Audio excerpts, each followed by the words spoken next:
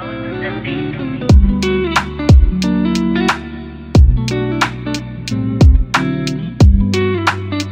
beautiful people of all ages, shapes, and colors, to another episode of the Hit Your Free Throws podcast, where we encourage you to stick to the basics. I'm one of your co-hosts, TV, aka TV on basketball, alongside my co-host Jay, aka the Knockdown. Jay, how's it going, my guy? It's good, man. NBA Media Days in what, like a week? And WNBA Playoffs is in full effect. I think we are at peak basketball time, my boy. 100%, man. We got a lot of basketball. WNBA and NBA, by the way, today. We got the WNBA playoffs, like you mentioned. We're finally finishing off the top 10 power forwards and centers. But, man, also, isn't it kind of weird that the Celtics just had their media day and everyone else is just like a week after? Hey, man, I think the funniest part about Celtics Media Day is they're already letting certain teams know that they're going to be practicing their Peyton Pritchard and Sam Hauser sets against the Detroit Pistons, man. They're already putting it out there.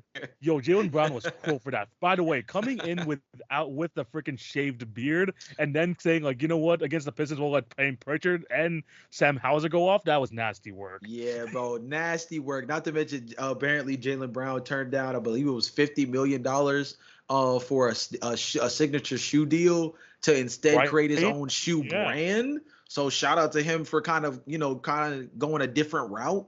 It's a very unique path he's taking, but he definitely is the caliber of player to at least experiment with this concept. I was gonna say it'll be interesting to see how it plays out. Yeah, but as you can see, man, the NBA storylines are starting to fill up already. People are already having betting odds for Jimmy Butler hairstyles going into media day as well. So we're going to talk about NBA a lot, but of course, like in the future. But we got the WNBA today. As the majority of the episode, of course, we got top 10 power forwards and centers. Draft and quiz. Both of them are back today. It's going to be an awesome episode. But before we get into that, we do have to plug our socials. Remember to follow our individual accounts at TV on Basketball, at The Routine Jumper. Those links can be found in the description down below. In terms of the Hit Your Free Throws pod, man, you got a bit of everything. Instagram and Twitter, even YouTube Shorts. We're starting to post there more. So make sure you follow that for the best daily NBA content. And of course, that's where you're going to be able to find the Daily NBA Picks Challenge, guys. It's coming back. So be on the lookout for that as well. I'm going to be, once me and Jay have completely figured out the rules and everything, we're going to be posting that video as well. And if you're listening to this podcast on any of the podcast networks, Spotify and Apple, please subscribe, leave a review if possible. And if you're watching on YouTube, remember to like, share, and subscribe, and hit the notification bell so you will not miss an episode. Jay, are you ready to talk WNBA playoffs, man? There's a lot we have to discuss here. Yeah, first round isn't over as of when me and TV are recording this. We'll have a better idea of how game 2 of the last remaining series goes by the end of the night from us recording this. But from the series that we've seen that have already finished and the games that we have seen for the series that could be wrapping up, I gotta say, WNBA playoffs is something that people need to make sure they're tuning into. Yo, I'm locked in right now. And, I mean, 2 teams already advanced, and we have a semifinal matchup, bro. That's going to be a repeat of last year's WNBA finals, which we're going to be previewing in the next episode. Or we're going to be, actually, we might even preview it in today's episode. I might just shoehorn that in to see who we have winning that one. But we're going to start off with one of the series I've completed, though. We have the New York Liberty sweeping the Atlanta Dream, defeating them 2-0. First game, they got off to an early lead, and the Atlanta Dream could not come back. The second game, a lot more competitive. The Dream went up to an 11-point lead, but man, Sabrina Ionescu and Jonquel Jones, those two absolutely freaking dominated the last game, and they were able to help the Liberty pull out the victory. They're 2-0. They showed why they were the best team in the league. Jay, your thoughts on the series? I mean, TV, you said it in the preview, boss. This was one of those series that it seemed pretty lopsided. It was one of those that you seemed pretty well convinced that it was going to take a Herculean effort, probably by the likes of Ryan Howard and to a lesser degree, like a Tina Charles, in order for them to even maybe take a game. And instead, it never really felt close, right? I think Alicia Gray tried in the second game, at least. Like, she had a big time performance, but still, the Liberty are just too good. Yeah, I mean, it's just one of those where, we were talking about this off podcast, but game 1, you get 20 and 11 from Stewie and 21 from your rookie in Leone Fiabic, I think is what we yes. lined it up as. Yeah, I think that. Yeah, that's it. So I mean, yeah. So just from Breonna Stewart and Fiabic, you get 41 points, and then you get Sabrina Ionescu, who you mentioned earlier, was 17, 5, and 5. Then in game 2, I mean, Sabrina showed from start to finish 36 points, 9 assists, 3 steals, and yes, you got a big, or I would say a strong performance from Ryan Howard for Atlanta. 19 points, 5 rebounds, 3 assists, 2 steals, 2 blocks, including a big chase down block too that really caught the timeline low key. But it's just too much firepower, TV. We said it in the preview show. The New York Liberty, with the talent that they have between Stewie, Jonquel Jones, Sabrina Ionescu, Bettina Laney Hamilton, and also Fiabic to a lesser degree as well, who finished top 4. Off the bench too. And Vandersloot off the bench as well. Fiabic, who finished top 5 in Rookie of the Year, if I'm not mistaken, this year as well. Like, they just have too much firepower across the board, where you can probably only, out of this postseason, name 2 teams that you can look at that can either score with this team or have the ability to really guard this team 1 through 5 over the course of a full 4 quarters. And Atlanta is just not one of those teams, and it was proven through these 2 games in the quick sweep, honestly. Yeah, I mean, like, it already didn't give me much hope when the Dream went down to 18 points in the first quarter of game 1. That kind of ruined it, set my standards low there. Ryan Howard, 2 points in the first half there, picked it up in the second half, was better. Last game was better for the Dream. They had an 11-point lead, mind you, and Alicia Gray was freaking on fire from everywhere. Mm-hmm. But like we mentioned, it's just the firepower, and it's the whole roster is a threat there if you're the New York Liberty. I've seen freaking the 2-man game with Jonquel Jones and Vandersloot being taken advantage in the fourth quarter. Even when the Dream kept it close, freaking Fiabic, who had 21 points in the first game, got an N1 and a dagger 3-point shot at the end of the game to kind of steal it for the Liberty. There's just too much talent on that side, and we haven't even talked about freaking a 2-time MVP and Breonna Stewart that much, because she was, basically average by her standards this playoffs series, where it was probably more of the Sabrina Ionescu show that was the bigger headline. Mm-hmm. But yeah, the Liberty was just too good. Shout out to Dream for at least keeping the second game close. Ryan Howard a lot better in that one. Tina Charles did her thing as well. But yeah, the Liberty, we were wondering if they were going to continue on, that hot streak from the season being the number 1 team in the WNBA, and it looks like it's continuing to the playoffs. Yeah, I think the most interesting thing, and I don't know if we're going to address it now or after we actually talk about the Las Vegas Aces, but I think the interesting thing is them running it back with more cohesion this time. I think that's probably the most notable thing about this series versus Atlanta. Not necessarily the greatest measuring stick, but I think also sprinkling Fiabic in this rotation. Now you have this dynamic 3-guard group with Sabrina, Fiabic, and as well as Vandersloot, that is just there's so much pressure from that backcourt now. And then, like you said, you have a series again where Breonna Stewart, by her standards, was, like you said, probably about average, give or take. And in a more high stakes series like going up against the Las Vegas Aces, there's going to be a completely different gear they can take a switch to. And that's where things are going to be really interesting, because we're going to see real MVP candidates be pushed to their limits. We're going to see a handful of different MVP caliber players in this series once again. And with not necessarily the bad blood of last year, but with the competitive spirit of knowing that last year these 2 teams played for a chance for a chance to win the title. There's going to be a lot to really lock into over the course of what could go a full 5-game series. 100%. And like I mentioned, we're going to be previewing the series very shortly. So we're going to try and put our predictions there soon. But yeah, it's going to be a very interesting series, but Liberty take care of business, take down the Dream, move on to the semifinals. But let's talk about their future opponents that's going to be coming up this Sunday. We have the Las Vegas Aces also sweeping their series, defeating the Seattle Storm 2-0. And man, what can I say? I mean, The Storm had their chance. I'm gonna tell you, the Storm had their chance the first game where the Aces started 2 for 16. The Aces started off the game horribly in game 1, but we're only down 10. And then freaking Asia Wilson, and shout out to the vets. This is what I really want to discuss about the series, because shout out to the vets, Chelsea Gray and Tiffany Hayes, who, remember guys, was gonna retire, but the freaking Aces pulled her out of retirement. They had a phenomenal first game performance to pull out the win. And then Kelsey Plum finally woke up after only scoring 2 points in the first game, scoring 28, leading all scorers in game 2. The Aces, I felt like, even though they're defending champions, they maybe were playing a bit with their food a little too much. But the talent showed through, and they took care of the Storm. Jay, your thoughts on the series?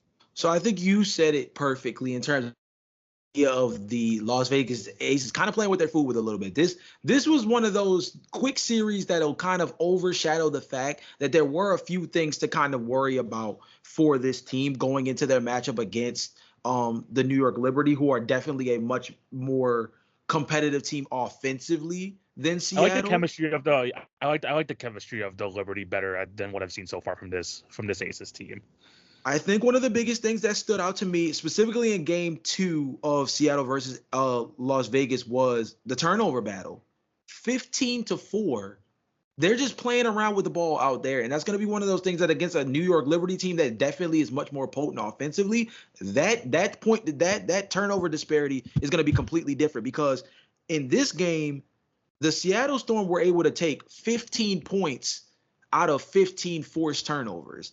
Now, we know that's about a point per turnover. Now, we know how high octane of an offense the New York Liberty are. That could easily be double or near double in a game or throughout a series against a New York Liberty team that is much more potent. So things like taking care of, because if you look at every other stat throughout this game, I'm not going to lie to you, outside of the rebound battle, you would honestly have thought that this game would have been even closer, if not maybe favorable to the Seattle Storm. Talk about game 2 in a way that score. Yeah, that's the problem. They shot under 40% both games. Like, if it was like they were even closer to their averages, this would have been a lot more competitive. And I think, credit to the Aces defense, but the Storm definitely could have put together a better offensive game plan. That's what it comes down to. Like you mentioned beforehand, it's not just shooting sub 40% from the floor. It's shooting sub 37, 36% from 3. It's not being able to capitalize off of these turnovers. Like I mentioned beforehand, the Seattle Storm took care of the ball well. Only 4 turnovers the entire game. They forced 15, and they don't capitalize off of those forced turnovers. And it ended up being really the only big disparity in the game, because other than winning the turnover battle, they pretty much played the Aces pretty even. Outside of that, the shooting percentage and not capitalizing off of turnovers was the biggest difference between the Seattle Storm being able to force a game 3 and unfortunately being swept. I think against a team like New York, the Aces are not going to be able to get away with lollygagging with the basketball. And I think it's a lot more different because this is also a 5-game series. So the margin for error increases a little bit, still very minuscule, because we're talking about a chance to be able to go to I guess what's it called? The conference finals, I guess, in some semblance. But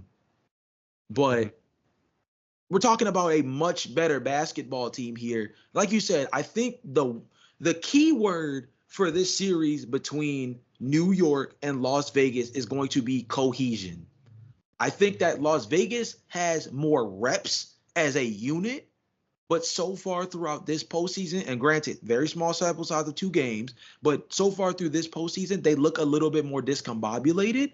New York seems to be peaking at the right time, and they seem to be playing their best together basketball at this moment, and that could spell very, very big trouble for the defending champions if the New York Liberty continue on this path of shooting the basketball well, taking care of the basketball, and having a different player go off every single night, giving them a level of diversity that I don't know if the Aces will be able to hang up with, if they're going to be having struggles like this on a night-to-night basis.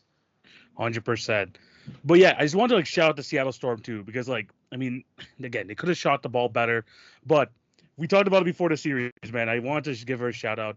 Gabby Williams, man. Yep. Gabby Williams was fantastic.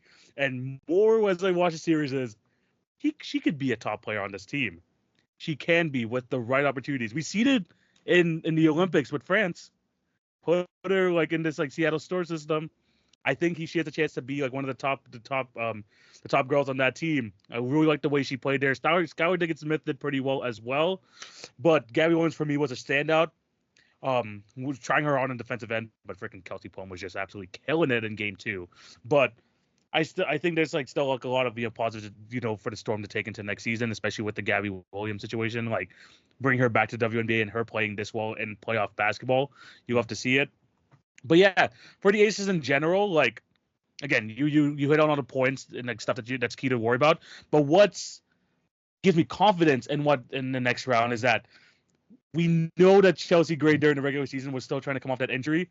I think we're starting to see the true version of Chelsea Gray back with this Las Vegas Aces team, man. She's like a freaking floor general. You can give her the ball at the end of games. She's like peaking at the right time. We talked about the Liberty peaking at the right time. Chelsea Gray for the Aces is peaking at the right time.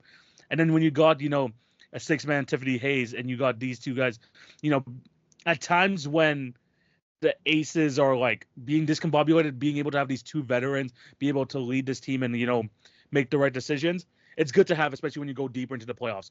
We've seen Kelsey Plum had a bad game in this series, but for me, the second best player besides Asia, next to Asia Wilson, was Chelsea Gray. And if you can get the best version of Chelsea Gray, going into a series with the Liberty to kind of match up with Sabrina Ionescu, the Aces are gonna continue to stay competitive. But I'm glad to see that Chelsea Gray is getting her feet back under her and she's looking as good as she has been.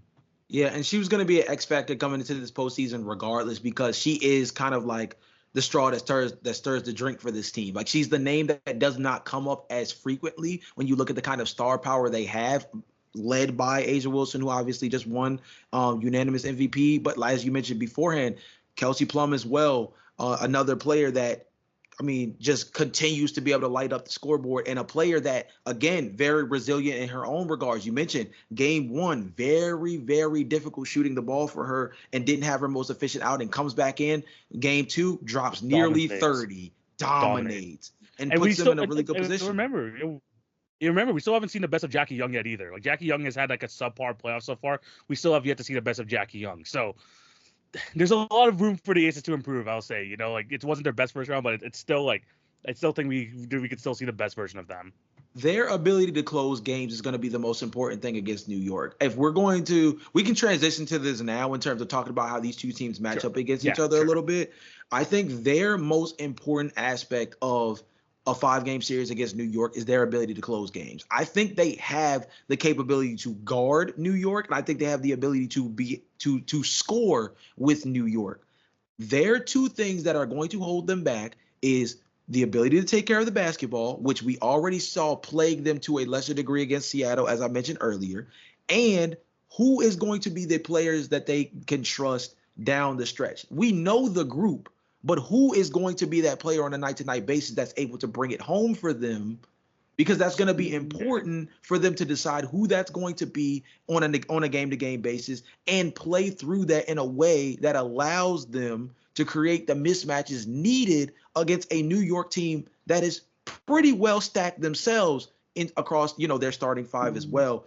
Those two things are going to be really important because, again, the Aces, there were certain things they got away with against Seattle that I don't think they're going to be able to exploit. They're going to be able to get away with against New York, and I think New York has a much better has much better personnel to be able to exploit that.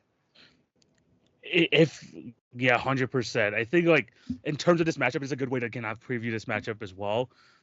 We've seen that, especially with this New York Liberty team, and that with the amount of players that they have here and the amount of players that you could trust in terms of like young players and veterans, that a lot of these guys can like you trust with the ball at the end of games. I've seen Jonquel Jones freaking find Courtney Vandersloot on 2 backdoor cuts like in the fourth quarter. Like we know, she's one of the best passing bigs in the league. We know that she's able to do that. Sabrina Ionescu creating for herself, creating for others, and we know that they have a freaking 2-time MVP and Breonna Stewart on their team. So they have a lot of guys that they could trust there at the end of games. so far for the Aces, I mean, Kelsey Plum had a good fourth quarter in the last game, but for them to really like be competitive if it does get close in the fourth quarter, Chelsea Gray's got to continue to do her thing because in the last two games, though, she has been the go-to perimeter, you know, player that has been like, creating for herself and others, whether it's passing, whether it's like creating the shot. But if she could continue to play that way, play as the second, second most consistent player on that Aces team, it's good because what peak Chelsea Gray can give you. Now, we need to see, more consistency out of Kelsey Plum. We need to get better games out of Jackie Young. We need to see like a better version of Jackie Young in the series. I think she's going to be the X factor out of all these girls on this team. We need to see her play better. I know like she had a really rough first half in game 2, but she finally picked it up in the second. Mm-hmm. But if she can get herself like back to her back to her averages, that's going to be very key because like we've seen with this Liberty team, literally anyone can kill you on a night-to-night basis. Yeah, I think another thing too, when you look at this matchup in particular, there's two things that I think are also going to be really important for both teams just to factor in. One is the rebounding battle. The disparity between these two teams during the regular season on the boards is significant.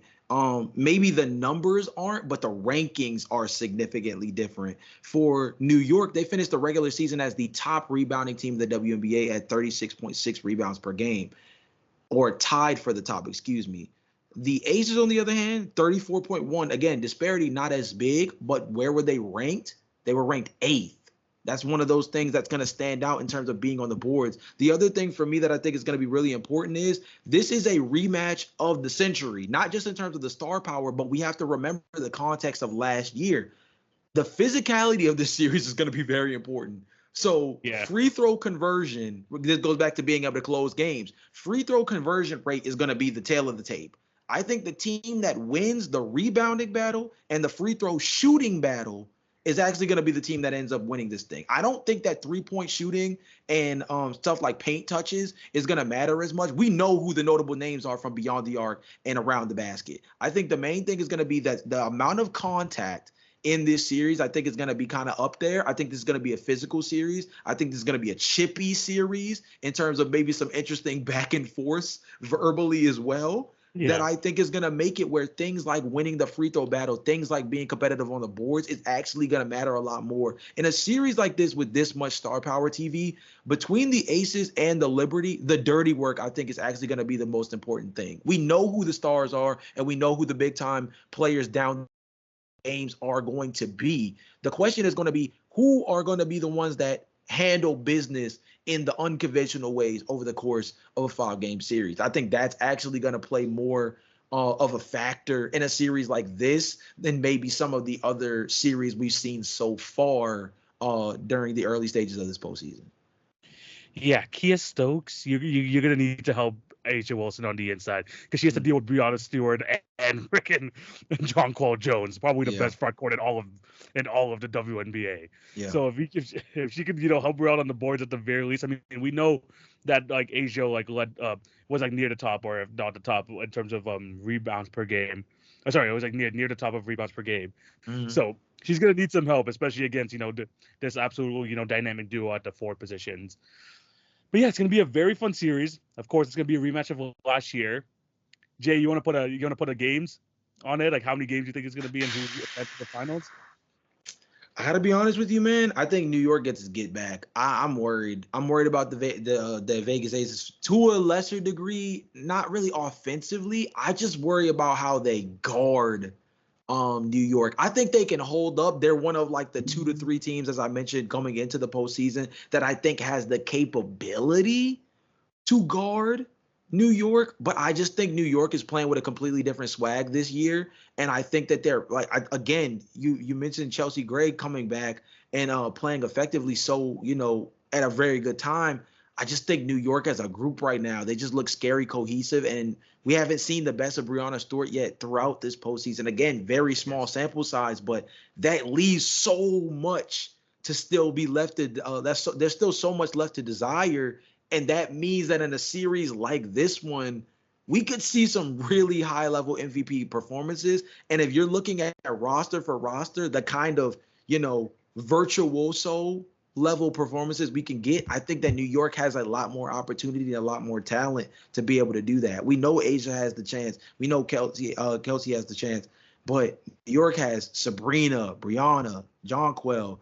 Thea Big clearly is ready for the spotlight, clearly ready to play in big moments as well. So, and then Bettina Laney Hamilton as well is a scorer that hasn't really gotten off yet during this postseason as well, is going to be due for a game. So I just think the firepower is going to be too much. I think it goes 5 games because it seems like that kind of series. So I'm going to take it 3-2 New York. I like that prediction. By the way, I had to double check the feedback pronunciation. It's Feebich. So me and Jay have both been taking it wrong. It's Feebich. Yeah, okay, that's good. I feel like we were saying it right off pod, and then we got on pod and got nervous. Yeah, so we're good. We're good. Feebich. But yeah, it's gonna be a tough matchup.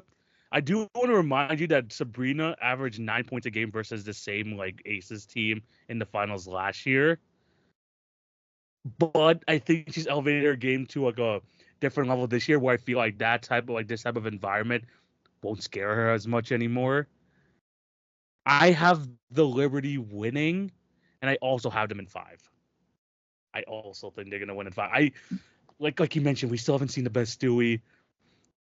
I feel like up and down the roster, this Liberty team, Laney Hamilton, Jonquel, they're just on another level, together right now. And seeing their games compared to how Las Vegas was playing, I'm like, this is what looks like the best team in the WNBA when I look at the Liberty. The Aces, I could still see they have the best player in the series, and Asia Wilson, obviously. But can you get consistent play from the rest of them? And also, like you said, have the discipline in order to prevent to lessen the turnovers. I'm not sure, especially with how good the Liberty have been playing this year as a whole. So I'm gonna go with the Liberty in 5. Yeah, I mean, you mentioned the Sabrina stat, and trust me, I considered it. Averaging less than 10 points per game in last year's series was something that gave me cause to pause. I think the difference, though, is it goes back to that big word of cohesion. I think that her ability to facilitate the ball and the fact that this team just seems to be clicking much better than they even were last year, getting as far as they did. It makes me feel like not only is she going to be much more well-adjusted to being able to score the basketball against the Aces this go around, but I think she's going to be a much better decision maker with the basketball. If that night just isn't her night, being able to understand that you have a Brianna Stewart, that you have a Jonquel Jones to be able to lean on, being able to lean on a Laney Hamilton to lean on offensively, and trusting that. I think in year 2 of this process, year 3 of this process, year 4, moving forward, I think there's this process that they've built over the last year or 2 that's allowed them to play more together. And for a point guard like Sabrina, I think she's going to be able to really build with that this go around as opposed to last year. 100%. It's going to be a damn good series, but let us know down below what you guys think. Yeah. In this finals rematch, who you got, Liberty or the Aces? Let's continue on to the next series, though. And we have to talk about this one. We're going to talk about the Connecticut Sun absolutely dismantling the Indiana Fever in Game 1. More specifically, that second half. That second half was ugly. If you're the Indiana Fever, it was close in the first half to a certain extent. I think they were only down by less less than double figures. But that second half, yikes! Especially that fourth quarter. But some takeaways from me in this game: Caitlin Clark only 4 for 17. They started the game with DeWanna Bonner guarding Caitlin Clark, which was very, very interesting to watch. And DeWanna Bonner, dangerous on all levels. And Marina Mabry, we've talked about her a lot in this pod. The key acquisition of the of the trade deadline. Yeah, Marina Mabry is her.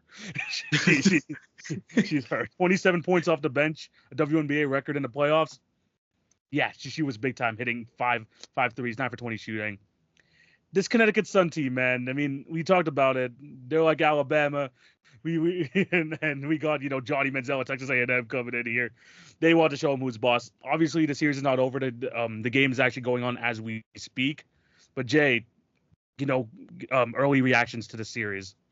TV. I mean, it was clear. They wanted to send a message. We understood that. We knew that was going to be the case. And this looked like shades of game one of the regular season.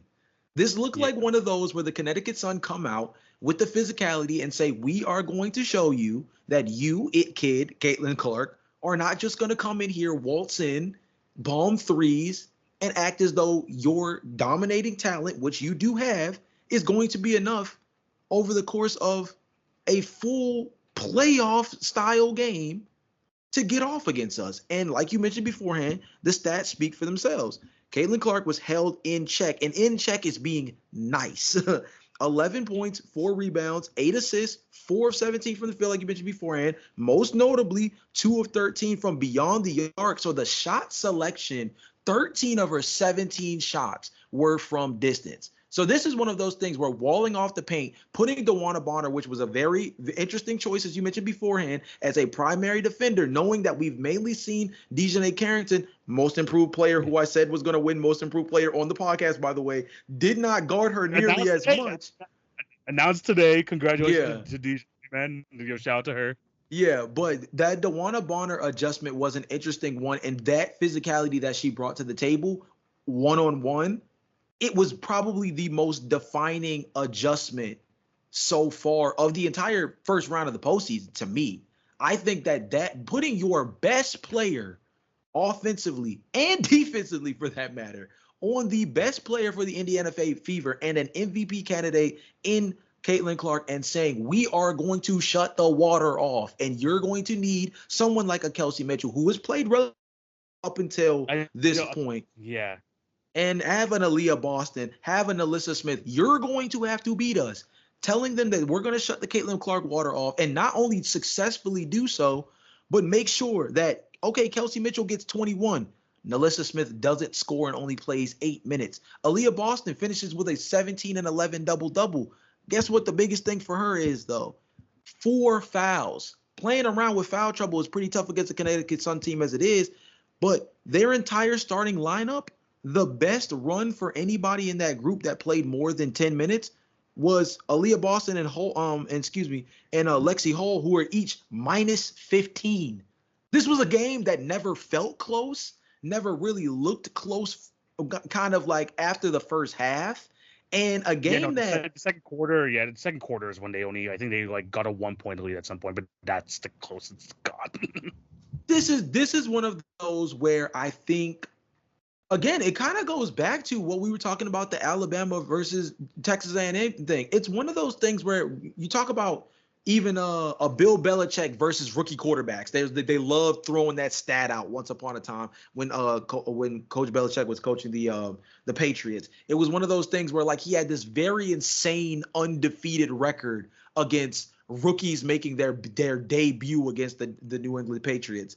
The Indiana Fever with Caitlin Clark, same thing. It's one of those things where, look, playoff caliber basketball is a completely different animal. Yes, she's an MVP candidate during the regular season, but the Connecticut Sun, we mentioned it last podcast, well-seasoned, veterans across the board, Alyssa Thomas, who's again, triple-double machine. We just can continue to see her churn these out, Russell Westbrook style. You have these players that you just trust in this kind of environment. And the Indiana Fever are still new to this environment, specifically Caitlin Clark, and it being a different animal. It matters when you also talk about the margin of error being, you have to steal a game on the road as Indiana. You have to, because the margin of error after game one is very, very minuscule. Because, I mean, the way the playoff format is set up, Connecticut gets the first 2 games at home, and Connecticut is one of the best home basketball teams in the WNBA over the course of the last few years, actually, too.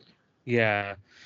Yeah, no, this Connecticut Sun team just look like, they outmatched the Fever. Also, doesn't help that they just couldn't shoot the basketball, 6 for 28 in general. I mean, we talk about freaking Caitlin Clark and her 2 for 13. Kelsey Mitchell went 2 for 10 as well. It's no one could shoot the basketball that night at all for Indiana. But Yeah, I mean, is there a chance that they take the second game? Like we talked about room for improvement. There's a chance that Caitlin Clark finally breaks through. By the way, quick thoughts on the eye poke, eye poke gate that went on with Dejanay Carrington. I thought it was completely accidental, but people like to take it a bit too far. I know there were certain instances in the regular season where people were obviously being overly doing that with Clark, but this one for me was completely accidental.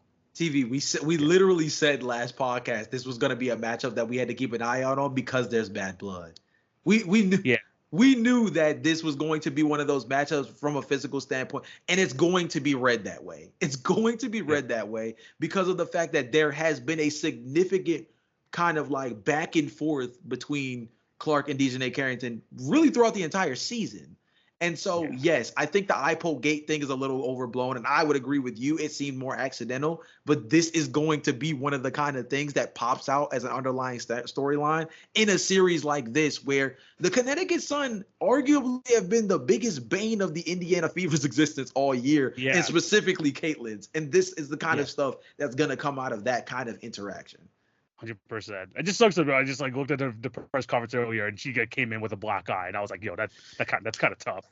Hey, but I'm gonna be honest with you. I think she's gonna come in pretty pissed off, and I think it's gonna make for a very good game too. You guys will know the score of this before we actually have this dropped, but nonetheless, I think game 2 is gonna matter a lot more. And I'm gonna put it right now. I'm gonna predict this, and let's just pray that I'm right. I'm calling for a Caitlin Clark 30 ball. I think maybe they still lose because obviously me and TV both picked for a competitive yet Connecticut Sun favorite series. Yeah. But I think that Caitlin Clark goes out guns a-blazing, and I'm going to say she drops a 30 ball in Connecticut, but it's going to probably end up being in a loss based off what we've seen so far. All I'm hoping is I get to see freaking Caitlin Clark in goggles. That would be pretty dope. Not going to lie. I'm dead. If we get freaking Caitlin Clark in goggles, that would be dope. But yeah, Connecticut Sun, Dave looked awesome. DeWanna Barner looked awesome. Alyssa Thomas, triple-double. And again, Marina Mabrey, talked about her all season long. Key acquisition. Absolutely phenomenal in that game. Maybe the best acquisition, either trade deadline or even during the off season of anything done within the calendar year for a WNBA team in terms of swinging championship odds. She might end up being when you look at this team and the way they're built, Connecticut, when you look at what they have with DeWanna Bonner, Brianna Jones, Alyssa Thomas, and then you add in a Marina Mabrey on the offensive end, you have a Dejanay Carrington on both sides of the ball that's played very well so far this year.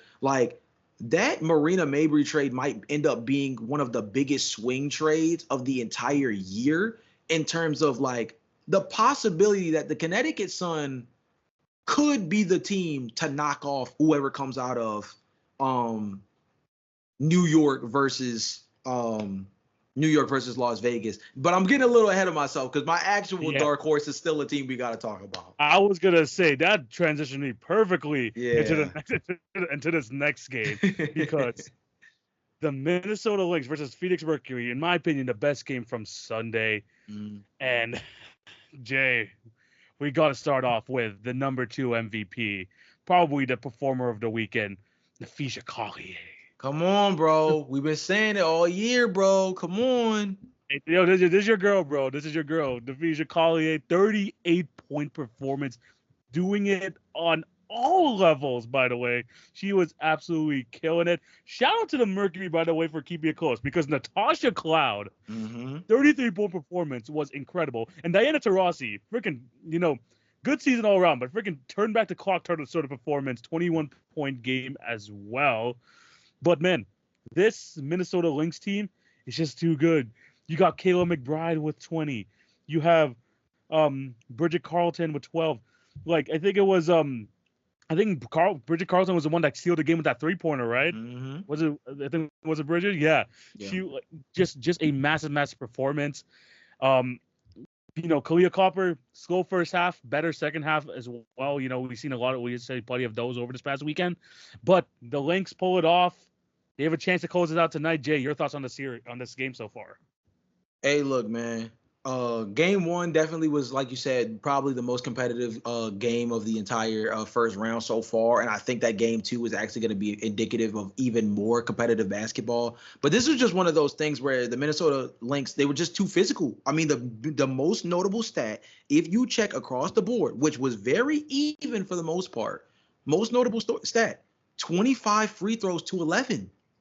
25 free throws to 11. That is literally, in terms of, we're just talking about free throw attempts, that is a 14-point swing in a game where the Lynx won by 7. Nafisha Collier had more free throws than the entire team. Come on now. This is the type of stuff that Yeah. we're talking about. This is the kind of thing that is important to focus on when you're talking about a Minnesota Lynx team that's been under the radar in terms of championship caliber weight all year long. I think that I have probably been pounding the drum for Nafisa Collier more than anybody so far this year in the short time that we have been covering WNBA on this podcast. But I am glad that performances like this one, 38 points, 6 rebounds, 4 assists, 1 block, like you mentioned beforehand, very notable that she went to the free throw line a smooth 14 times. 13 for 14. She was freaking she was hitting them too. 3 of 5 from the 3-point line, positive 9 on the floor, second best on the team behind only Alana Smith.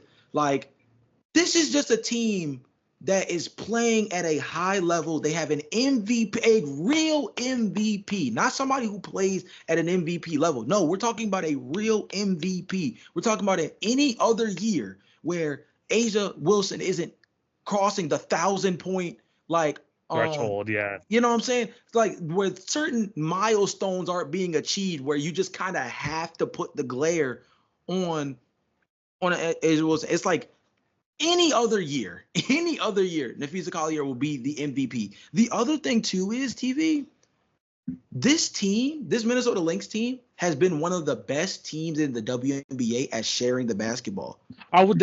This was going to be my next point. Then I'll give it to you. 30 assists on 34 field goals is ridiculous. Come on. Are you the serious? Fact that only 4 field goals where they weren't assisted? This team was moving the basketball. There's a reason why they scored 102 points. It's just the Phoenix was just on fire as well. Again, just they were playing so well. They even got a lead. Remember, if you were watching the game, they got a lead with 3 minutes left. They had a 1-point lead, and that's when freaking Minnesota just turned it up and just kind of closed the door on that. But you talk about a team that trusts each other, and a team that, even though the star is Nafisa Collier, you see her with 4 assists. You see Carlton with 4 assists, 8 assists from Courtney Williams. You got at least everyone who assisted in this ballgame had minimum 3 assists. That tells you all you need to know about this team. That's insane, TV. That's insane. So you mean to tell me that from a physicality standpoint, you win the free throw battle, like you mentioned beforehand, where Nafisa Collier pretty much out hustles, out physical. She shoots more free throws than the Phoenix Mercury do by herself, and they more than double the free throw attempts as a team. And then assist wise, it was an 11 assist disparity, but not even just the actual disparity of being 30 to 19, like you mentioned before. 30 assists on 34 made baskets is just different timing, bro. It's just different timing. And that's one of those things where, I mean, this has been my dark horse to actually low-key pull off the upset and win the chip this year, kind of since probably the end of the first month of the season. And I'm trying not to get too animated about it just yet, because like we said, this game 2 is taking place tonight as of us recording this, this could be completely different. But this Minnesota Lynx team, they look like to me, when I looked at this postseason, coming in, power ranking, championship equity, I'm going to keep it a bean with you. I had New York 1, Minnesota 2, Las Vegas 3, Connecticut 4, and then probably a calm Seattle at 5. And I'm feeling pretty good about that right now. Game of the weekend, performance of the weekend. This game had it all. Hopefully game 2 is just like that. That's happening tonight at least as of recording 9:30. fantastic game. Shout out to all the girls on that team. Bridget Carlton with that game, with that dagger three to help seal the game for Minnesota. Just an all around great game, and shout out to Phoenix for like keeping it close, man. The only thing I would have to say about Phoenix is like I was hoping for a better game from Brittany Griner. Only 10 points in this one, and she kind of looked timid in the paint. And hopefully, Kalia Copper just has a better all around game in general.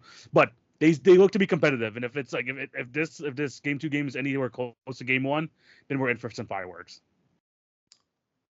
I'm excited because I think that this is going. I think this might have the chance to go 3, but I also love what Minnesota is doing right now, and I'd actually prefer for them to pull off the sweep because I want them to keep proving me right as the team that a lot of the championship contenders everybody's honed in on should be afraid. 100%. But yeah, those are the other 2 games. Let us know down below what you guys think, and also you guys are gonna see this. Let us know what you guys think and of like the series that finished up today. But yeah, we still have some other stuff we're gonna talk about. We're gonna go through the top 10 power forwards and centers real quick before we move on, of course, to the final 2 segments. Jay, we're gonna finally finish off these lists. How did you like in terms of like these 2 positions? How was it compared to the other positions that we tried to make top 10s for? I'm not gonna lie, it wasn't as bad as I thought it was gonna be. Center was very hard at the top and then kind of calmed down. Near the bottom for sure. Yeah. Yeah, power forward was actually a little bit easier to handle. Yes. Now I went off projected lineups for the upcoming year because see the thing was we put Jason Tatum at the 3 last time when we did our small forward rankings. I think you did, right? Yeah, you did. I did. I believe you said you were holding him off for power forward. 4-4, yeah, I have him at power forward. Yeah, so yeah, we definitely have different ones. To be honest, if we did this like less better, we probably would have gone with like ESPN depth charts. Yeah, because that's what I ended up doing. To make it easiest on myself, I ended up just going with the depth chart this go around. So I checked on my last list of who I had as 3s, and then kind of went down as like who ESPN has projected as the starting 4s and 5s, and I tried to let that be more consistent because unlike the 1, 2, and 3 positions that can be a little bit more interchangeable, the 4-5 is not nearly as dynamic in terms of the scalability. So I just went with the lineups that were set. I think probably the most confusing ended up being Draymond Green, who's listed as their starting power forward. As their starting center, with Jonathan Kuminga starting at power forward for them as more of a small ball lineup. I leaned with that by putting Draymond Green at center as opposed to power forward. But I think you'll be surprised where I placed him, considering that technically this is not his ideal position. That's interesting because I don't even have him on my list, so I didn't even consider that option. Fair enough. We'll get into that, but we're gonna go to the power forwards first. We're gonna do like we did for the other list. We're gonna go with our from 10 to 6 first, and then we're gonna go to 1 to 5. Jay, who did you have from 10 to 6 for the power forwards? So from 10 to 6 for the power forwards, I had Evan Mobley at 10, Chet Holmgren at 9, our boy Julius Randle at 8. And Jared Jackson at 7, Karl Anthony Towns at 6. Interesting. All right, pretty similar. I will say this is where we differ again. I have Chet in my centers list. Okay. I know they have Isaiah Hartenstein this year, but I had Chet in my centers list based on last year's. But my top 5 power forwards, I don't have Mobley in it. I have number 10, Julius Randle. Number 9, Jaren Jackson Jr. Number 8, again, this is contentious, but I made my list. I dig my grave by not putting him at small forward. I put at number 8, Lauri Markkanen. Number 7, I have Karl Anthony Towns, and number 6, I have Pascal Siakam. Oh snap! I completely Lauri's a 4. That works out though. Did you put him as a 3 like in the last? Did you put him as a 3 at the last? Based on my list, he's not at 3. He's not at the 3. Would you have put him like above someone in this list? Like I have him. I put him at number 8. I'm not gonna lie. If Lauri's on this list, wow, I'm glad you mentioned that because somehow he completely. I thought maybe I had him at 3, but at a 3 spot. But now that I'm looking at my readout, I did not have him at the 3. If I had to change this list, I would bump Evan Mobley off And Lauri Markkanen would actually be at 6 for me. He would go above Karl Anthony Towns, personally. Interesting. But yeah, any like takeaways from your list that you like want to discuss? Well, first of all, let's talk about the fact that Lauri Markkanen should have been on my list. Shout out to Yeah. TV for making sure that happened. I also think that it's just notable that we're still paying respect to Julius Randle. I know this is the kind of podcast that tends to kind of joke on him a pretty decent amount, but you having him at 10, me having him at what would be 9 on this list, I think it's still notable because I think at the end of the day, when he is healthy, he is a very strong shot creating power forward. He is still their best, there being the New York Knicks, second best shot generator and shot creator for others of anybody else on this basketball team. He is a guy that I think when healthy has a really good flexible play style between his ability to shoot the mid-range, his ability to play bully ball like we've seen what he did with the New Orleans Pelicans. We know that he has the real inside out game of a power forward that could be a real big threat on both sides of the ball. Not the best defender, but definitely a guy whose physicality tends to make up for it. And on the offensive end, he's still a really good player. And I think that when he comes back next year, I think Tibbs is going to actually play him at small ball center a pretty good amount just because of the Mitchell Robinson stuff and the fact that they don't have Isaiah Hartenstein. But at the end of the day, I know it's easy for Knicks fans to look at this team and say, like, dang, we might need to move off of Julius considering the success of last season and the fact that they really need a center. But when you really look at this team, TV, we talked about it a lot last year about their need for another shot generator. Julius Randle is still their second best option at doing that exact thing. Oh, bro, that's exactly what I was going to say. Like, people have been disrespecting Julius Randle, and to be fair, they're just coming from a Hit Your Free Throws pod who's been disrespecting him for years at this point. But they probably would have gone out the second round if they had Julius Randle. Let's be completely honest. They would have gone out that second round with him. And people forget, I mean, like, Jalen Brunson can't do it all on his own. I know he has a great supporting cast, but he needs another shot creator. And Julius Randle does that on like a different level, which is really key for this Knicks team. So them saying ship out Julius Randle for this and that, you're gonna need some extra shot creation help apart from Jalen Brunson. So having Julius Randle there is absolutely important. So yeah, I'm happy that we at least both gave him his respect in that aspect. Can you name your 10-6 by the way one more time? So the revamped 10-6 now is going to be Chet Holmgren at the 10 spot, Julius Randle at 9, Jaren Jackson at 8, Karl Anthony Towns at 7, and I got Lauri at 6. Okay, fair enough. You know what? I'm cool with that list. There's none really other concerns I have with there. Jay, who do you have in your top 5? So my top 5, and this might be a little bit controversial because I love Lauri, so he might even need to be moved up on this list, arguably. Yeah. But my top 5 is Paolo at 5, Zion Williamson at 4, Pascal Siakam at 3, Kevin Durant at 2, Giannis at 1. Like that. I like that list a lot. Funnily enough, like I mentioned this one, I mean, Siakam is a little bit lower than me. Like for a Raptor fan, it's kind of crazy to have Siakam like lower on this list compared to Jay. But I have him just out of the top 5. I have him at number 6. My top 5 though: Zion, Paolo, Kevin Durant, and then this is where I put Jason Tatum. I have him at number 2. Right. Giannis at 1. Yeah. I think it's pretty similar. A lot of the guys we talked about in our like top 10 players in the league in general. But yeah, honestly, I'm glad you're giving Siakam the love. I appreciate you. As a Raptor fan, as you know here, thank you for giving Siakam the respect that he deserves, even though I technically didn't do that. So I think the biggest thing for Pascal Siakam is he's still one of the most dangerous power forwards in transition with the ball, and he's probably the most of everybody in our top 5. Giannis is easily number 1 on both sides of the ball when we talk about defensive capabilities. But after that, Pascal Siakam probably is the second best defender. Yes, he is. Probably until you get all the way down to Jaren Jackson Jr. for both of us. Yeah. So, I mean, no, you're right. So when you talk about two-way ability, especially at the power forward position, which is the most influential like position in the NBA, like the way that your power forward plays, people don't talk about this enough. The way your power forward plays basketball does determine the makeup of your basketball team just as much as like your center, your point guard. Like your power forward actually determines a lot because if your power forward is a stretch big, it allows you to get a dominant rim running center.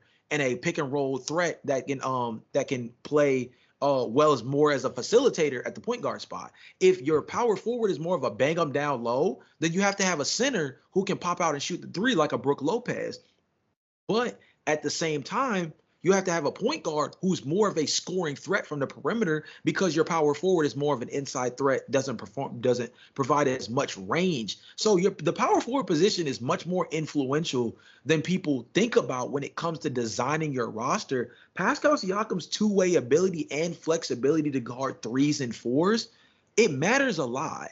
So yes. I think I just put a lot more weight into that. I wonder where people would view like a Lauri Markkanen, considering his versatility as a 3-4 and probably like a small ball 5 in certain scenarios. He might be a guy that actually might deserve to be on this list a bit higher. I think the biggest thing with Lauri Markkanen is, out of all of these guys, outside of Zion Williamson, who we're giving the benefit of the doubt to, everybody else we've seen on a playoff caliber stage, Lauri Markkanen, unfortunately, we still have not seen yet. So we don't know how his scalability like translates in high leverage basketball. So that's going to be the most interesting thing to see, because the hope is that at some point, either Utah is playing meaningful basketball soon, or Lauri Markkanen, not this season, because I don't think he'll be able to, but sometime next year maybe ends up on a more competitive roster where we have the chance to see that.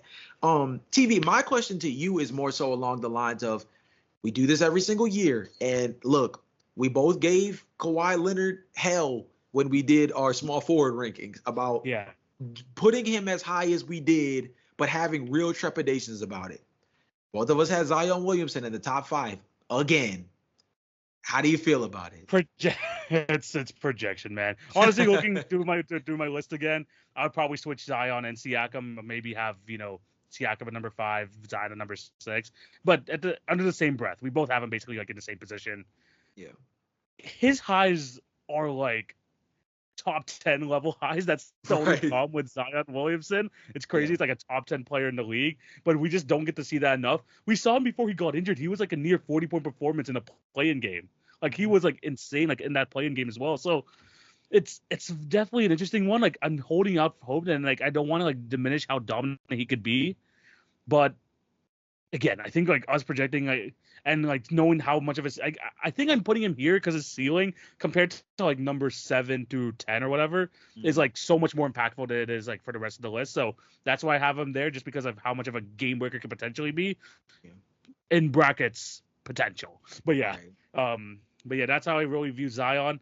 Like if I had to rework this list, I would put maybe like Zion at 6, Siakam at 5, but again, not much of a difference. We both have him in the top 5 basically. And then obviously Giannis, Kevin Durant at the top. I think we both felt pretty strong about that one, and I think most people wouldn't argue. Maybe some people have Kevin Durant above Giannis, and that's understandable. I think both of their injury histories have now started to become kind of comparable, because Giannis is kind of starting to rack up a bit of an injury list on his own. But the guy who stands out of this group that I think is still kind of the one that we have not necessarily a lot of questions about, but still maybe has the biggest boom bust potential of like raising even higher on this list, is Paolo Banchero. And I think we got to saw a really good outing from him in his first postseason last year against the Cleveland Cavaliers. How do you feel about him going into this year, and like how, from a scale of 1 to 10, how strong do you feel about him moving up on your list this year based off what the Magic are trotting out and their expectations as a team that's like really looking to like make real noise in the postseason after what they did last year, and getting KCP and stuff like that to try to hopefully improve? Well, at least on my list, he's number 4, and number 3 is Kevin Durant. I think he will have a better season. Will he make up, the ground on someone like Kevin Durant? I don't think so in terms of this list, but I do suspect a better season from Paolo Banchero, potentially, creeping up into that top 15 sort of status in the NBA. But, it's just continuously to grow. And hopefully at some point, either the Magic add another, offensive weapon next to him, most hopefully a guard, or we see another jump in production from Franz Wagner, which we're still not sure about. So, I think Paolo does get better. In terms of like his position on this list, I honestly think by the end of this year, we're going to think of him the same. I'm still going to think of him the same, that he's going to be a top 4 power forward. I think I agree with you. I think Paolo's going to be in the same spot, but we're going to view him as a better player. I think that's the Yeah. way it's going to go. He's going to still be the same ranking in comparison to some of his contemporaries at the power forward position. But I think there's going to be things that we're going to like a lot more about him. I think the most important thing for him is just going to come down to efficiency. I think he's still one of the most physical power forwards in the league in terms of his ability to create contact. I love the way he's able to finish around the basket. He's a very good free throw shooter for a guy that takes a lot of them. And his mid-ranger was money last year, a good portion of last season as well. So the biggest thing for him is just going to be efficiency. TV, you mentioned the point guard thing, dude. I'm serious. And you know me. Last year, I was one of the biggest Orlando Magic optimists in the world as a guy who's not even an Orlando Magic fan and probably should hate them more than I do, considering how many times they fleeced my Chicago Bulls. But the Paolo Banchero Franz Wagner pairing is one Anthony Simons away from being one of the more lethal teams in the Eastern Conference. I really genuinely feel that they are one dynamic offensive shot creating guard away from being a team that I think we have to really, really respect in an Eastern Conference that still is like pretty loaded, despite the fact that some of the better teams in the East are pretty freaking old. Yes, Orlando exactly. Is coming, and that is going to be built off of their guard position and Paolo Banchero continuing to diversify his scoring package. He's already so good, but if he can become more efficient with the help of another shot generator in the backcourt, I mean, this Orlando Magic team gets that much more scary. They were one of the youngest teams in basketball last year, and were one of the best defensive squads from opening tip to the end of the regular season. They were one of the only teams that held Cleveland, or really held any team, in check over the course of a 7-game series where, remember, we were joking about Cleveland being held to less than 100 points basically throughout the entire series on their way to moving on to the second round.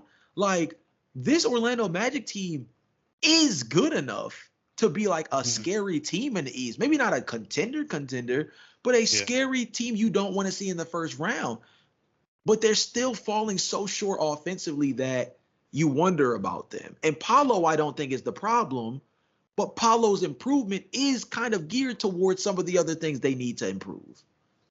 100%. And that's gonna be one of the teams when we talk about in their season previews, they might come up in like a certain question. So, this Orlando Magic team is going to be one of the polarizing ones to see if they're going to take that jump next year, especially because we know how great their defense is. Mm-hmm. So it's going to be interesting how they fall. But yeah, let us know what you guys think about our power forward list. Our centers list. Again, this one, like you mentioned earlier, was a little bit tougher. I feel like this is the deepest the center position has been in a long, long time with like how much talent we have at this position. But Jay, I'm going to throw it over to you. Number 10 to 6. Who do you have at the centers? So the center spot, at 10, I got Alperen Sengun. At 9, I've got Jared Allen. At 8, still got Draymond here. You might be able to talk me off this hill, but I got Draymond at 8 at the moment. I have Domantas Sabonis at 7, and then I got Rudy Gobert at 6. Okay. I think we have a lot of the same names, just different order. Okay. Number 10. This guy wasn't on your list. Kristaps Porzingis. I considered him, but especially going into this upcoming year, I kind of just left him off. The injury concerns with Kristaps always makes me fearful of putting him in these kind of lists. Fair enough. Number 9, you got to mention power forward. I have him right here as a center. Chet Holmgren. Number 8, I have Rudy Gobert. Number 7, I have Alperen Sengun, and at number 6, I have Bam Adebayo. Okay, so very high on Alperen Sengun. That's obviously the one that we have to point out. High. I like that. Speak on it. We talked. I mean, I know that Jalen Green was a talking point of the end of the season for the Rockets, but you got to remember before the injury, Alperen Sengun was a borderline all-star in the West. Remember, guys, in the West, he was a borderline all-star, like a 20, 10, and like 6 assists sort of guy. Alperen Sengun has proven time and time again that even though Jalen Green was the number 2 overall pick, he was clearly the best draft pick of the two in that season. The all-around game is there. The fact that once Ime Udoka became the head coach, he became the offensive hub for this Rockets team, and you've seen the changes in like the winning culture over there. Being like, the offensive hub was massive for them, and I think they're just going to continue to grow after a whole off season of healing from that injury. I think Sengun is to continue to be better, and he will be mentioned upon that upper echelon of centers in the NBA. that BS of him being in that trade for Kevin Durant, I think is bullshit, because I think that he is like going to be one of the top guys in the like top centers in the league in the next couple of years. But yeah, I'm super high on this guy. His all-around game is there. He's one of the better centers at stealing the basketball too, and I just think he's just like he has the all-around package that you want for a modern-day center, especially. Yeah, I'm actually glad that you're higher on Alperen Sengun, because he was one of those guys that I actually, revising this list, you could make a really good argument that he's better than Draymond Green when you factor in like just how dominant he is on the offensive side of the ball across the board. Like you mentioned beforehand, his ability to assist the ball actually plays a lot into this. I think the reason why Draymond Green even was still at 8 for me is because if you have Draymond Green on your team, at least looking at the Golden State Warriors over the course of history, if you have a Draymond Green on your team and he's healthy, he's going to carry you to at least a top half of the league defense by himself. So, we're talking about a Golden State Warriors team that last year did not necessarily have the most dominant defensive personnel and still was one of the better defensive squads by the end of the season. This is a guy that is an individual game record on that side of the ball. And although he is not the best offensive creator in terms of putting the ball in the basket, he's still a guy that you can run offense through in order to facilitate good shots and good offense as a floor general at the power forward position. And sometimes I think he becomes a bit underrated because he's basketball, but what he does as the little things, look, when he's not punching people in the face and stepping on people's chest, he's easily one of the better players in the league when you talk about what he provides for winning basketball teams.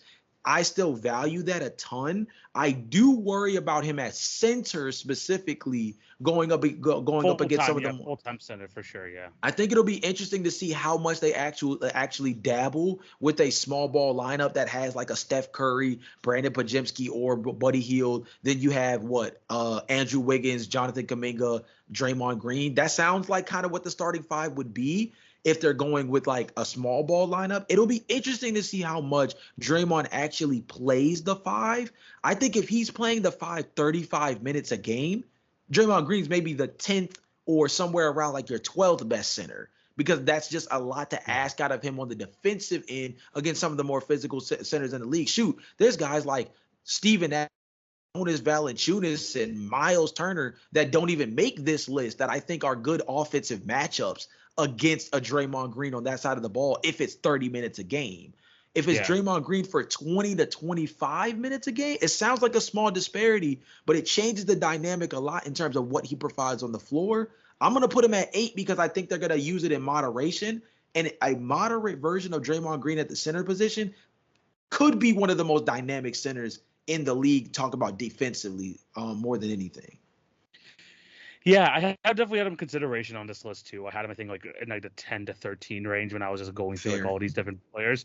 But yeah, no, he's again, when you talk about offensive hub, freaking Draymond like is like the center hub of the entire Warriors team, and basically throughout this entire Warriors dynasty in terms of the way they run their offense and their defense. So fair play on that. He definitely deserves his respect. Jay, top 5 centers in the league. Who do you got? Top 5 centers in the league. This is where I put Bam Adebayo at 5. I still have the belief. I know the offense is, the offense comes and goes, but defensively, I mean, he's a guy that's always going to be in DPOY conversation because of the versatility. I got Vic at 4. I know some people might have him higher, but I think for me right now, I'm still being a little bit conservative with him because we didn't see him full-time center really until after the All-Star break when he was forced into the center spot after pretty much the entire team was decimated by injuries. So I want to see a bigger sample size of him at the center position, but I like what we saw. He actually had a much better second half of the season because of playing more at his more natural position. Anthony Davis at 3, Joel Embiid at 2, Nikola Jokic at 1. I mean, the top 3 feel self-explanatory to me. Yes. Yeah, no, we have the exact same top 3, the exact same order. We really don't need to really go into that. But my 5 and 4, I have Wemby at 5. Okay. And I have Sabonis. And this is again, I have Sabonis at 4. I'm big time on Sabonis. I think that like he's still one of the most underrated guys in the league. People like made fun of him for being kind of the outside guy in terms of the starting 5 Netflix series picture and stuff like that. Oh yeah. But man, Sabonis has been especially ever since he moved to the Kings, has been that guy. Yeah. I think people saying that Wemby's already better than Sabonis, that's where I kind of like draw the line. I'm like, he'll probably overtake him this year. But as of right now, I'm still taking Sabonis over Wemby with like overall, you know, especially what he's done over the past 2 years. He's really, I swear, he's offensive hub so much in this debate. But ever since he became like top of the key setter, where he's like doing, dribble handoff, the Kings' offense has transformed to one of the best in the league, and he's become such a better passer. He's still averaging like 19 and 12 in terms of points and rebounds. He's becoming a better all-around offensive player. And some people might say that he's like a liability on defense. I still think he kind of holds his own to a certain extent. But I think he just provides so much offensively in terms of screen setting, passing the ball.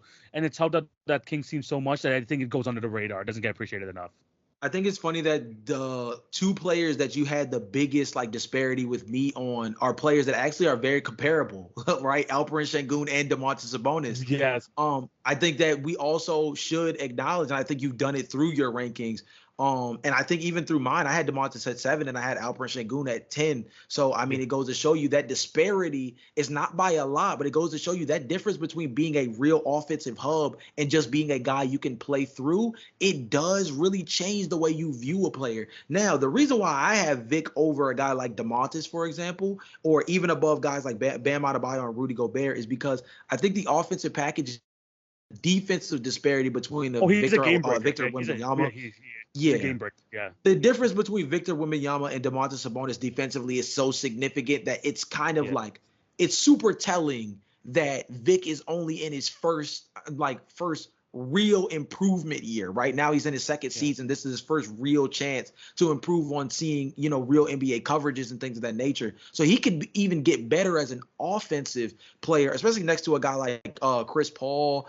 Harrison Barnes makes his life a lot easier as a guy who just plays the game the right way as well. And I think they're just going to play him at center all year, as opposed to playing around with it, right? I think they're going to actually play real optimized lineups that have Chris Paul, Devin Vassell, Harrison Barnes, probably like a Jeremy Sohan, and then Vic at the 5, and play like a real, like, conducive lineup that allows Vic to actually play like meaningful basketball, not just kind of running around doing whatever he wants and seeing what special things Vic is capable of. I think this is going to be a really strong developmental year for him. And I think that the fact that he was already so good defensively last year and showed us bright spots of offense, I think he's only going to get better offensively this year. And if he improves offensively this year and he's already as scary defensively as he was last season, I think he already does have a really decent case for being better than Domantas, but I don't blame you for playing the safe game by also saying, look, Domantas is already an offensive hub. Victor is still being worked in as being a guy they can rely playing offense through. And I think that is a fair enough point to keep Vic kind of at bay, and you still put the man in the top 5. So, I mean, hey. Yeah, no, I think there's a chance. I mean, at the end of the season, I do think he'll be in the top 4. So, hot take: there's a chance he might be in the top 3. Who knows how the season will go? Yeah. But again, it's a wait and see game with Victor. We've seen how well he finished the end of the last season. Let's see if we continue it this year, guys. Let us know down below your thoughts on our top 10 centers, top 10 power forwards. We went through all the positions now. Let us know what you guys think about our rankings down below. Jay, we're back, man. It's time to bring back the NBA draft. It's been, over a month since we've done? I mean, it's been a quiz. It's been actually over a month since we've done the quiz. But it's our second draft back. The last 2 drafts we've been doing birthdays, like in September and August. Mm-hmm. Jay, we're going to do a different one. We're going to try and build a demigod, Jay. We're going to try and draft the best player available based on these 5 categories. We have body, shooting, finishing, defense, and passing. If you guys need a reminder on that, if you've seen some Deep 3 videos, basically the same sort of format.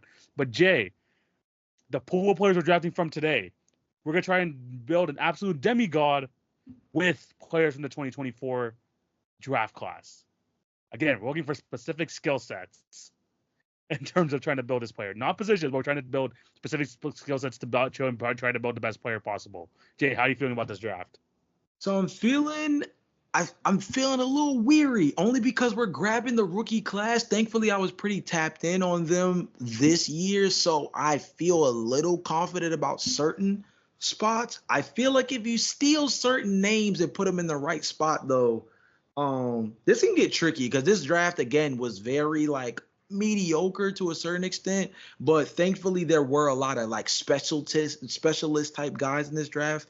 So maybe that'll work out for this kind of thing. Can you list out the 5 attributes one more time for people just so we can kind of keep tabs on that one? 100%. So the five things we have body, or like the way the build of a person. Yep. Build, shooting, finishing, defense, and passing. All right. So Jay, you know how this goes. It's gonna be interesting. Jay, you got the first pick. We're gonna run things serpentine style. You know how that goes. Jay, where are you gonna go with your first pick? It's gonna be interesting. I'm still gonna just go with the best shooter in the draft. Let me get Reed Sheppard shooting. Oh, I thought shooting was gonna go up first, but I didn't think you're gonna go with Reed. Okay, there's someone else I was gonna go, and then now I can hold off on him unless you go with something else. Actually, I'm gonna take him now. I'm gonna go with shooting. Give me Dalton Connect. Oh, that's a fair one too. Yeah. I was gonna go Dalton Connect for shooting there. We both got our shooting out the way. Now my second pick, I was gonna go potentially Dalton Connect with passing, but I think I'm gonna go with build, and I'm gonna go with Nikola Topic. Kind of like that sort of build. So I'm gonna try to go with him. I'm not mad at Nikola Topic. Sad that he's not gonna be able to play this year. By the way, that sucks. Yeah. Oh man. Okay, so let me get. Oh, I bet he wishes for this one. Let me get Alex Sarbody. Oh, you know what? That's probably that's pretty good. That's pretty good. We're gonna go with our big boy Miles Turner build. You feel me? Because we're gonna get. Oh snap! I put Reed Sheppard in the wrong spot. So we got Alex Sarbody, Reed Sheppard shooting. Let me get. Do I want perimeter defense or do I want like a shot blocker OD? Let's go shot blocker OD. Let me get Donovan Clingan defense. Yeah, I like that. I think if you pair that with the build of Alex Sar, I think that's pretty good. That's pretty damn good. For my guy, I might have to go more perimeter defensive oriented. Okay. Because of the way the build is. Again, Nikola Topic, pretty good build for a guard. Pretty decent. I'm actually gonna go. Let me go finishing, and let me get like Ron Holland finishing inside. Oh, that's nasty. I like that. I'm gonna go Ron Holland finishing. I like that. And then for passing, I don't know if you're gonna go that deep into it, but I'm gonna go with it anyway. Give me Tyler Kolek. Dang it. Come on, TV. Come on, man. Come on, man. Yeah. Oh, my God. That's like literally who I just clicked on, too. That's crazy. Yeah. That's crazy. That's good. That's a good pickup, though, man. He's gonna be so underrated next year because he's not gonna get that much PT with the Knicks, man. But he's gonna be special. He's gonna be special. Yeah. Let's see. I got passing and finishing left, but I got a big build right now. So let's think about this one. So for my passing, we got a big build. So let's just do it. For my passing, give me Kyle Filipowski. Kyle Filipowski, they were comparing to they were comparing him to Kelly Olynyk in the draft previews. So let's I like that. I like that pick. Let's go with Kyle Filipowski passing and then finishing. That's interesting. Do we want physical finishing or do we want finesse finishing? We're already shooting big. Yeah. Let me get Bulls bias. Let me get Matas Buzelis finishing. Let's do it. Very aggressive finisher Hey, around the hey, this man basket. knows how to finish. Yeah, let's do it. Yeah, You for still got sure. Ron I like Holland's that. finishing though, I like man. that. That was a sneaky pickup. Ron Holland finishing is gonna be like very underrated in this build in these builds we got. That's a good one. For sure. I like that. It's a good one right now. I think I got a good mix of players, but now I got to do defense last. Mm-hmm. And if we're going to go with a perimeter defense guy, I'm going to go with someone who's going to defend 94 feet. And shout out to this guy because I was a big fan of his coming into the draft. I think I know what you're Let talking me about. go with. Am I gonna switch it up? No, I'm gonna stick with that. I'm gonna go with Devin Carter. Yup, stick with your gut, TV. Good Devin pick. Carter. Good pick. I was gonna stick with that. I was gonna go Devin Carter with defense there. So have that 94 feet sort of energy with Devin Carter. I like my mix of a player. Jay, the draft is done. Let's see how our demigods are looking like. Jay, what is the build of your player using the 2024 players from the draft? Man, my rookie demigod using the 2024 draft class is made up of the body of Alex Sarr, the finishing of Matas Buzelis, the shooting of Reed Shepard, the defense of Donovan Clingan, and the passing of Kyle Filipowski. Big body, power forward, stretch build with the do-it-all capabilities. I'm not sure what 2K card that comes out as, but hey, man, Yeah. versatility. Amen. Bruh, congratulations. This guy's the number one pick in this year's draft.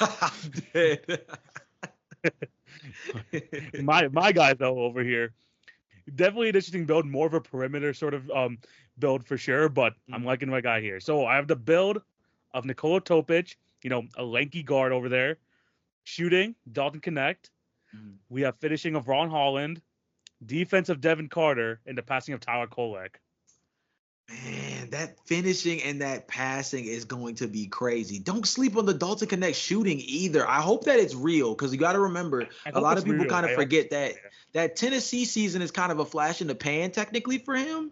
So it'll be interesting to see if that translates to the league. If it does, man, he's going to be a lights out dude. Somebody else I debated at shooting was Jared McCain, by the way. That was another dude that I thought was a pretty interesting option. And I'll mention, if I had to go with a more of a perimeter player build, shout out your boy Jacoby Walter. He would have been my pick. I'm going to be honest. You know what? That 6'6" sort of, two-way defender build. I like that, though. Yeah. Let us know down below what you guys think. Who has the better rookie demigod? Is it myself or Jay? I think we built two pretty good prospects. Prospects that will probably be number one in this year's draft. Right. 100%. All right, man. It's time for the quiz. The quiz has returned first time in over a month. And Jay, we're going to be throwing it back for this one. Okay. Because, Jay, we're going to be talking about the 2014-2015 season, Jay. And I'm going to need you to name me the top 10 players in assists per game for the 2014-2015 season. No reason. I just thought it's an interesting list of players. I think I was gonna say 2014-2015 season is also very specific, but I think that's a good group for. I honestly just picked 10 years ago, and I'm like, yeah, it's been 10. It doesn't feel like 2014-2015 was 10 years ago, but here we are, man. We're getting old. Okay, so let's think. 2014-2015. That's still like prime-ish John Wall. Number 2 in the league at 10 assists per game. Shoot, I ain't gonna lie. What was it? What is it? 2014-2015? This might have been the last of the Mohicans version of John Wall. I think he had like 1 or 2 more seasons left before he kind of like fell off the earth. So okay, John Wall. This is Clippers. Chris Paul still. There you go. You got the top 2. Number 1, Chris Paul at 10.2. This is James Harden with Dwight Howard, Rockets. Number 9 at 7 assists per game. Okay, cool. This is first season without Kevin Durant, Russell Westbrook. This is still like, prime Thunder here with like KD and stuff. But Russell Westbrook is on this list at number 4 at 8.6. Oh, that's right. He didn't leave until another season. Yeah. He didn't leave for another season or two. That's right. Yeah. Man, the year the world broke. Oh, anyway. Exactly. This is Return to Cleveland Braun? Return to Cleveland Braun, number 7 at 7.4 assists per game. Okay. What else am I thinking of? This is. It might be our year, but it wasn't because of a lot of unforeseen circumstances. Raptors, Kyle Lowry? Number 10 on the list at 6.8 assists per game. Right on the edge. You got it. Okay. So you're missing now number 8, number 6, 5, and 3. Interesting. Former name. Else comes to mind. I feel like I got all the big ones. You're missing one big one. What's the year again? I'm sorry. 14-15. This is like I'm about to go on steroids, Steph Curry, right? This is like the year he dropped the 60 in New York. Yeah. This is first MVP Steph Curry, 7.7 assists per game at number 6. So actually like another year removed from that, but still. Yeah, okay. So this is like, I'm about to tee off Steph. Okay. So that's probably the other big one. Yeah. So now you're missing number 8, number 5, and number 3. Let's think. 24, 20. Okay. You're missing one guy that's notorious for passing. Like, he is, like, known. This is his thing. Is this New Orleans Pelicans Rondo? This is actually, I think this is like King's Bowl. Is it? I think this is like King's. Oh God, this is when he was with us. Yes. Yes, I think this is when he was with the Bulls. Yeah, 7.9 assists per game at number 5. He played with the Kings and got traded to us. Yeah. Oh God, wow, that's crazy. So you're missing number 3. Finally, yeah, you're missing number 3. Hidden, actually no. I'm looking at the thing right now. This is what he played for Boston and Dallas in the same year. This is wow. So yes, okay, interesting. But yeah, we're missing 2 more guys, number 8 and number 3. Okay. Guys that are very synonymous with this era of basketball. I'm sorry I keep asking you to do this. Can you name the year one more time? The year is 2014-2015. Is this the year that all the Atlanta Hawks made the All-Star game? But it's either this year or the year prior. But I think it's either this year or the year before. Okay, so that gives me a good number. So I feel like, hilariously enough, this has to be like Jeff Teague, number 8 at 7 assists per game. I know at some point he was top 10 because he was just around too much talent not to. Like he just had too many. Yeah. And then number 3, 9.6 assists per game. This is 2K15 time frame. I will say this is a player where NBA fans are like, the streets won't forget. The streets won't forget. I know his name was tarnished overseas, but this man will not be forgotten. Okay, so not Andre Miller, because that was the first guy I was thinking of. I'm trying to see if Andre Miller was still around during this time. I'm not sure. I think he might have either like near the end of his career or just retired. Possibly. This can't be Emmanuel Mudiay either, even though that's an interesting one, but I don't think it's him either. No, but you're in the area. This is a very stupid Google. You don't have to do it if you don't want to. But like, was Kenneth Faried still in the league in 2014, 2015? Yeah, I think this is the year he got dunked on by T. Ross. Ty Lawson. I remember this year. Ty Lawson. Ty Lawson, number. He was eating off of Kenneth. Yeah, he was eating off of Kenneth Faried pick and rolls, and he had Danilo Gallinari at the time. Yeah, they were different. Yeah. Yo, Ty Lawson, man. I know he had that like incident in like China or something. That's what you were referring to. Oh, okay.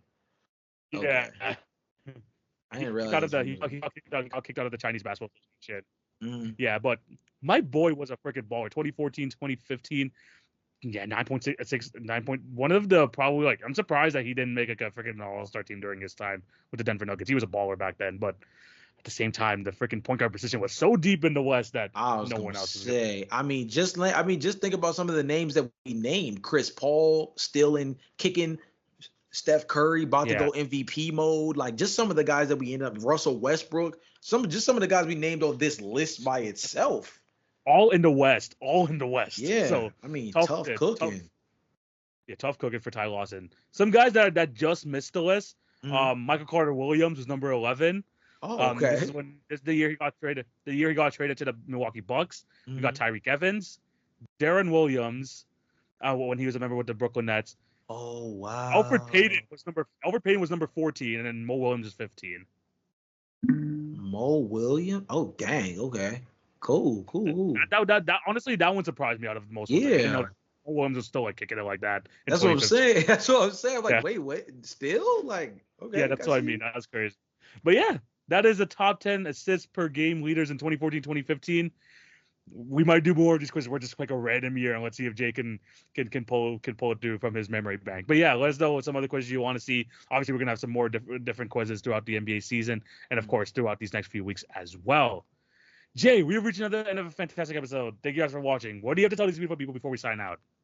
Guys, WNBA playoffs is in full effect. We've been trying our best to tap into this WNBA market as much as we can and be more familiarized with women's basketball. And I think that it's going to be interesting to kind of keep tabs on the rest of this postseason. So feel free to hit subscribe if you're looking for more WNBA coverage. I know there's still a lack of it, and we are trying to help break that mold. But also, we are done our position rankings now, which means we are in full 2024-2025 season preview mode. We are going to be taking a real deep dive into some of the bigger storylines going into the upcoming season. NBA Media Day is going to be the next time we record, around the next time we record, if I'm not mistaken. Yeah. So the boys are back in training camp, and that means that we are that much closer to the NBA season. We are within a month now away from the opening night, and man, me, I know TV is going to say the same thing. I am more than excited about the start of the upcoming year. And this podcast, we've told you guys a lot of the stuff that's coming up in terms of this upcoming season for the pod, but there's still so many things that we're working on in the background as well that are going to just make this another really strong season for the Hit Your Free Throws podcast. And we hope that you enjoy every second of it. 100%. You know, we're going to be still locked into the WNBA stuff, but like Jay mentioned, season previews are coming. We're going to be tackling a lot of the hard-hitting questions, a lot of the awards predictions as well. You know, we're going to get the hot takes then before the season starts too. So those are going to be coming in the next coming weeks. A lot of great NBA and WNBA content coming up for you guys very soon. We might even have some guests on. Who knows? But we're going to have a fantastic, season. Like we're going to have a fantastic next couple of weeks to look forward to. But yeah, thank you guys for your support. Remember to check out our individual stuff, TV on Basketball, routine jumper down below. The daily stuff, TikTok, Instagram, the podcast networks, YouTube, all that stuff. Thank you guys for all your support. And yeah, thank you guys for watching and listening to another episode. See you guys next week. This is TV. This is Jay. We're signing out. Peace.